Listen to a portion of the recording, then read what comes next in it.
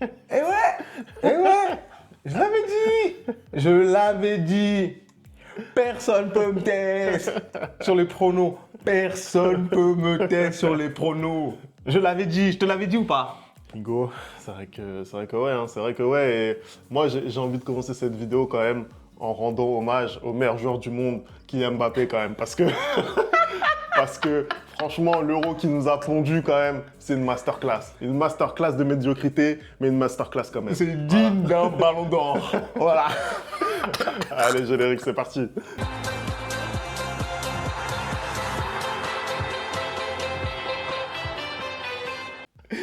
Oh là là, comment on peut être aussi nul?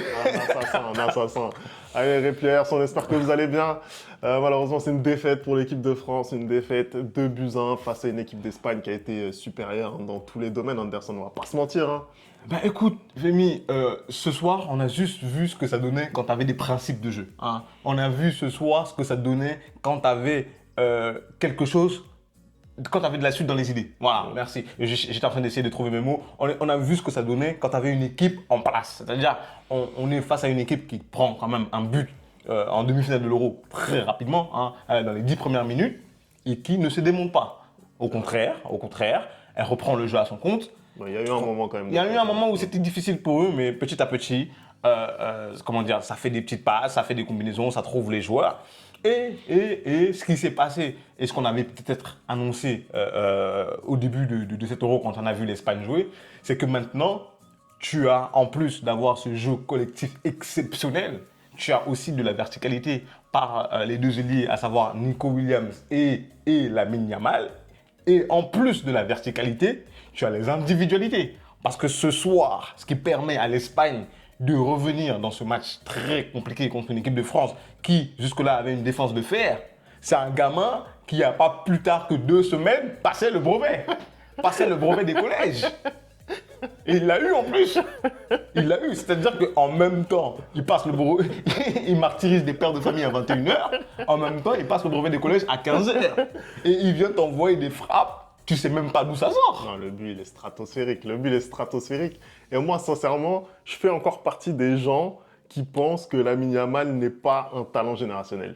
Pour le moment, je suis pas encore dans le train Lamine Yamal, tu vois, pour Yamal, successeur de Messi au Barça, Yamal, Après, star de la Roja, etc. Je suis pas dedans. Après, successeur de Messi, c'est bien trop. Voilà, c'est très très difficile. Hein. Je ne pense pas qu'il y aura un jour un successeur de Lionel Messi, comme je ne pense pas qu'il y aura un successeur de Cristiano Ronaldo. Il faut les laisser, ils sont dans des galaxies totalement différentes. Par contre, moi, en tant que Madrilène, je ne suis pas d'accord avec ton avis. C'est-à-dire que pour moi, il a la possibilité et il va certainement être un talent générationnel parce que quand le Real Madrid joue contre Barcelone, la seule personne qui en face me fait peur, c'est lui. C'est simple. La seule personne qui en face me fait peur, c'est lui parce que je sais qu'il est capable de ce genre d'éclat. Et il a prouvé ce soir. Mais bref, revenons sur le match. Donc, l'Espagne qui revient grâce un peu comment dire, à un exploit individuel, ce qui est très rare de la part de l'Espagne parce qu'on est plutôt habitué à des exploits collectifs. Mais une fois que l'Espagne arrive à égaliser, là, il déroule. Là, il déroule et là, tu retrouves le collectif. Et tu vois sur ce deuxième but encore, où ils vont quand même chercher l'erreur de l'équipe de France, Daniel Mo qui élimine mais parfaitement Aurélien Tchouaméni. Tchouaméni, repose-toi bien par contre. Pardon, repose-toi bien parce que toi aussi, l'euro que tu viens de contre, c'est pas au niveau de Kylian, mais repose-toi bien, pardon, s'il te plaît. On veut que tu sois en forme quand tu reviens. Après, c'est vrai qu'il revenait de blessure, Tchouaméni, pour le coup, une vraie blessure. Mais effectivement...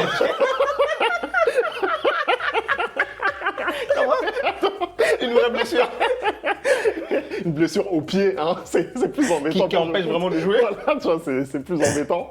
Mais non, effectivement, pour revenir sur le match, déjà quand on voit le choix de Didier Deschamps d'aligner justement cette attaque avec des flèches, hein, donc Mbappé, Dembélé, Kolo Muani, se dit effectivement peut-être tactiquement, il y a une recherche, il y a quelque chose où tu te dis, voilà, ça peut passer derrière la défense espagnole en sachant que ils ont un déficit clair de vitesse, mais c'est peut-être le seul point faible de cette équipe.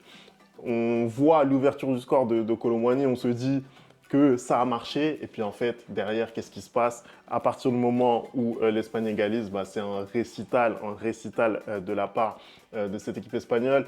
Et c'est vrai que dans cette équipe de France, vraiment, il faut parler un peu des cas individuels. Parce que moi, je dis beaucoup, je suis le premier à le dire, que la France, elle a vraiment un matériel exceptionnel à disposition. C'est le cas.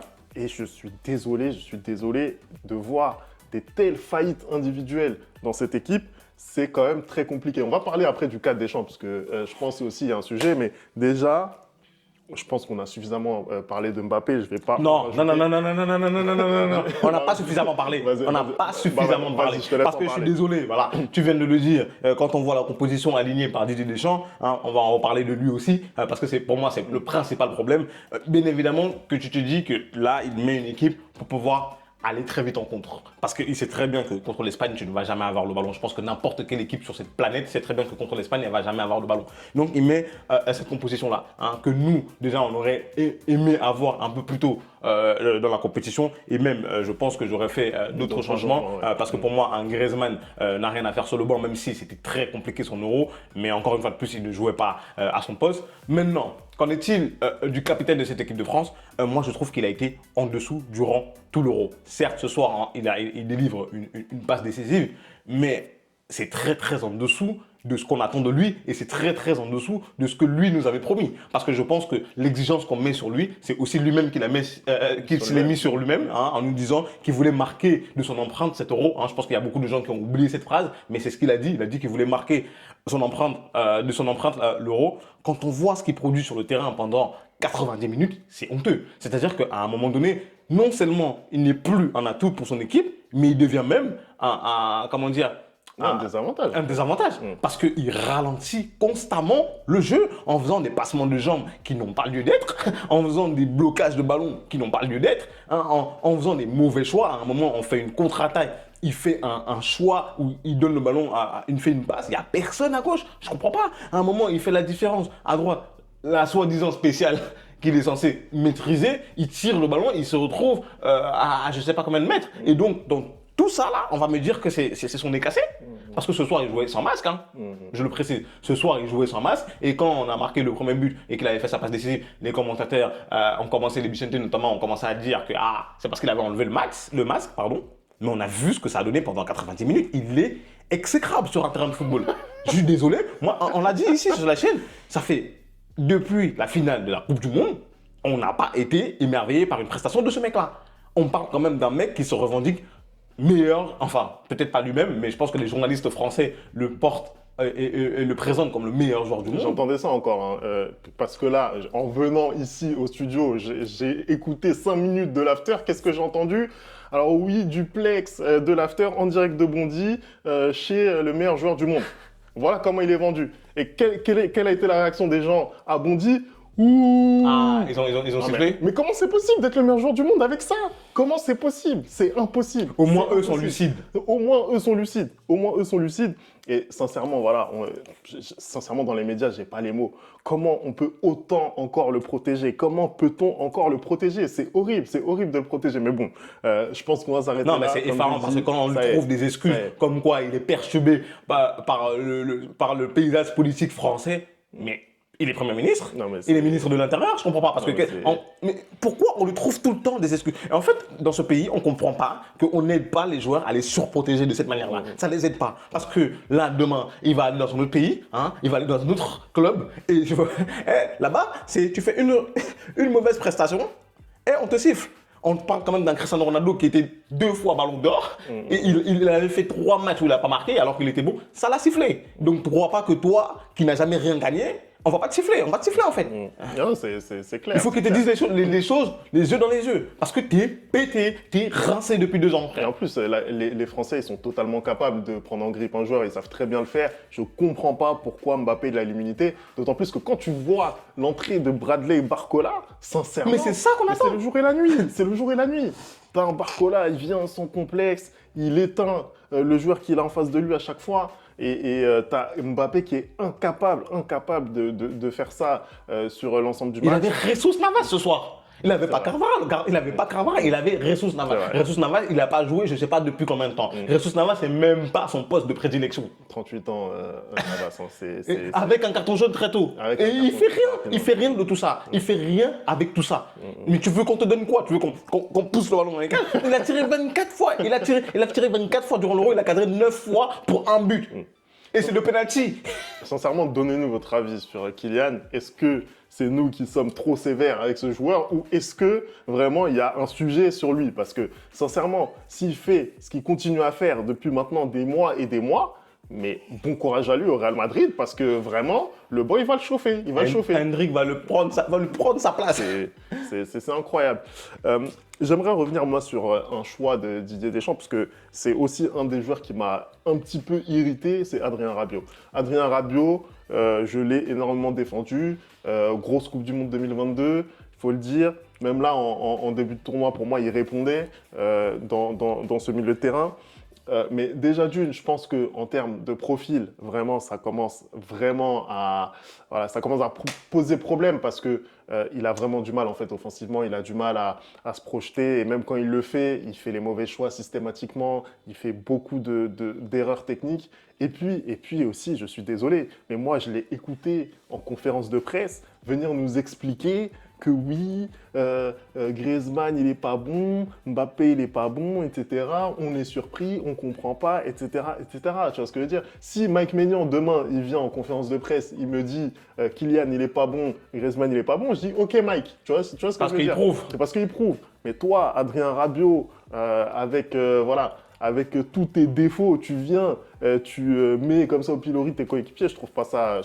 Mais déjà, tu le dis en fait, moi ce qui me gêne dans ce milieu de terrain-là, et j'arrête pas de te le dire, c'est que aujourd'hui tu mets Mbappé, Kolo Muani et Dembélé, des gens qui ont un profil qui peuvent du coup prendre la profondeur, mais tu mets ce milieu de terrain-là, mais qui est créateur dans le milieu de terrain? Non, mais parce qu'à un moment donné, on va arrêter de se foutre de notre gueule en fait. Parce que là, qui est censé donner les ballons? Rabiot? Tchouaméni? Kanté?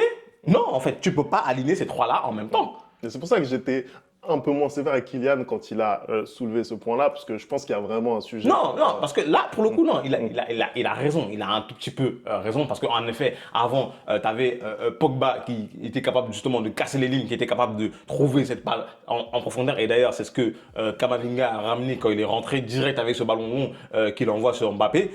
À un moment donné, le match aujourd'hui de Rabiot n'est pas bon. Et hormis les deux premiers matchs en poule, je crois, il ne fait pas une bonne compétition. Et comme tu dis, venir en interview pour jeter en pâture ses coéquipiers quand toi-même tu n'es pas excellent, c'est pas normal. Mais encore une fois de plus, le souci pour moi, ce ne sont pas les joueurs. Le souci pour moi, c'est le sélectionneur. À un moment donné, toi, tu es sélectionneur depuis je ne sais combien d'années, tu as gagné je ne sais combien de titres. Toi, tu trouves que ce milieu de terrain est compatible. Pourquoi? Parce que c'est en accord avec ses idées. Défendre. Je vais te poser une question, Anderson, et je vous la pose à vous aussi. Est-ce que Didier Deschamps peut encore continuer sur le banc de l'équipe de France à la Coupe du Monde? Non. Il doit partir. Je suis désolé, il doit partir. Parce qu'aujourd'hui, il ne va pas partir là tout de suite parce qu'on a une Coupe du Monde en 2026, c'est dans même pas 2 ans. Il ne peut pas partir là tout de suite. Mais après cette Coupe du Monde, même si l'équipe de France gagne, il doit partir. Parce qu'il n'y a pas une identité de jeu dans cette équipe-là. Il n'y a pas une identité de jeu dans cette équipe-là, je suis désolé. Encore une fois, moi je pense que Deschamps, sur les choix qu'il a fait tout au long de la compétition, ça a manqué de clarté, ça a manqué de lisibilité, ça a manqué de cohérence en fait. Tu vois ce que je veux dire? Après, tu es quand même obligé de constater, encore une fois de plus, l'équipe de France, elle atteint un dernier carré d'une grande compétition. Tu es obligé de constater que la méthode Deschamps, elle fonctionne, quoi qu'on veuille en dire. Ça sort contre une Espagne qui est devenue au fur et à mesure de la compétition immense favorite de l'Euro. Tu vois ce que je veux dire? Après, effectivement, voilà, tu as des carences, tu as des choix qui sont pas compréhensibles, tu as une frilosité offensive. surtout là, durant ce tournoi, parce que bon, il y a eu des moments au sein de son mandat où ça a pu être mieux. Mais c'est vrai que pour moi, faut prendre un peu de recul. Faut prendre un peu de recul et se dire que la période que l'équipe de France vit en ce moment, c'est une période faste. Moi, je suis pas d'accord avec toi, Femi. Je suis pas d'accord avec toi parce que quand tu me dis que force de constater que l'équipe de France arrive encore dans le dernier carré d'une grande compétition, mais moi je suis désolé, Femi, quand tu vois le vivier de cette équipe-là, ce n'est que normal. Ce n'est que normal. Après, je te dis que ça ne doit pas être le cas tout le temps. Hein. Ça a été le cas, par exemple, à l'Euro 2020 où ils se font éliminer en huitième de finale. Mais encore pour moi, là, c'est une question de manque d'expérience de certains joueurs. Mais ce n'est que normal quand tu regardes les joueurs qui constituent cette équipe-là. Je suis désolé, il a de l'or dans les mains et il en fait de la merde. Hein, pour ceux qui comprennent la citation à l'envers. Il a de l'or entre les mains et il en fait de la merde. Je suis désolé, tu ne peux que faire ce résultat-là avec l'équipe de France. Aujourd'hui, tu as des joueurs de ballon. Hormis peut-être le milieu de terrain. Mais tu peux le composer de telle sorte que tu vas jouer au foot. Parce que je suis désolé, pendant toute la compétition, ne pas utiliser Griezmann uniquement une seule fois dans son poste de prédilection, c'est du suicide. Parce que c'est de ce genre de joueur que tu as besoin. Ok, il est moins bon, mais c'est aussi peut-être à toi de mettre tes hommes en confiance. C'est aussi peut-être à toi pendant les entraînements, peut-être d'être entêté sur un système de jeu et du coup de faire en sorte que ce système de jeu-là fonctionne. C'est peut-être aussi à toi de dire à tes cadres quand ils ne sont pas bons, notamment ton capitaine, que écoute, va un peu sur le banc. Il le fait jamais, ça. En l'occurrence, ce soir, il a tranché dans le vif. Griezmann, qui a toujours été titulaire en grande compétition depuis qu'il y a des Mais c'était pas lui de sortir. Il a été mis sur le banc. Au moins, il a fait un choix, tu vois. Après, moi, sur Deschamps, encore une fois, hein, je te dis la vérité. Je pense que déjà, c'est lui qui va aller à la Coupe du Monde. Je ne pense pas qu'il va sauter là, même si je pense que la question elle va venir forcément là les prochains jours, mais je ne pense pas qu'il va se faire dégager. Moi, je pense que c'est encore la bonne personne aujourd'hui pour conduire l'équipe de France à la Coupe du Monde 2026. Je pense encore une fois qu'ils vont faire un bon résultat. Après, c'est pas si simple hein, quand même d'aller loin comme ça à chaque fois dans une grande compétition. Il y avait des équipes dans cet Euro qui avaient du matériel. Moi, je pense à l'Allemagne par exemple qui avait un gros matériel qu'on voyait très très haut, surtout après leur prestation lors du match d'ouverture. Au final, ça sort assez rapidement. Le Portugal, ils avaient aussi le matériel, ça sort assez vite aussi. On voit une Angleterre qui est assez déceptive au final, alors que c'était le grand favori. Ils vont peut-être faire finale, tu me diras. Ils vont sortir demain. Mais en tout cas, c'est décevant aussi. Voilà, c'est pas si simple. On voit le football international aujourd'hui, le football de sélection, c'est un football, encore une fois, qui est très particulier. À part l'Espagne qui arrive vraiment à imprimer une identité claire de jeu, en fait, il n'y a personne qui arrive vraiment à montrer voilà, une identité claire, tu vois. Et donc, non, après, moi, j'ai trouvé quand même que l'Allemagne avait une certaine identité. Après, malheureusement, ils sont tombés justement contre cette Espagne-là. Tu voulais faire quoi? Tu peux pas faire grand-chose contre cette équipe-là. Je suis désolé, je pense qu'aujourd'hui, tu regardes à la manière dont ils ont réagi après le but de l'équipe de France, tu vois vraiment que pour le coup, en fait, j'ai l'impression de voir un Manchester City. C'est-à-dire que peu importe ce qui leur arrive, ils jouent leur football. Et aujourd'hui, moi, c'est ce que je reproche à cette équipe de France, c'est qu'on n'a pas de football. On n'a pas de football. Parce que j'ai un peu fait le parallèle, je crois pendant la compétition, on a fait un peu le parallèle entre l'équipe de France et le Real Madrid, qui était beaucoup plus pragmatique dans le fait de gagner sans forcément avoir du beau jeu. Mais le Real, quand ils encaissent un but ou quand ils prennent 2 buts comme ça, ils réagissent. Il y a des choses qui se passent, il y a des individualités qui surnagent. Là, il n'y a rien de tout ça dans cette équipe de France. Et tu as l'impression que là, on aurait pu jouer le match pendant 2-3 jours et l'Espagne aurait gagné de la même manière. Non, c'est vrai. Là-dessus, je suis d'accord. C'est vrai qu'on n'a pas senti d'esprit de révolte. En fait, tu regardais le match, tu arrivais à la 80e minute, bah, c'était pareil qu'à la 55e Exactement. minute. En fait, il n'y avait aucun changement de rythme, rien du tout, aucune prise de risque.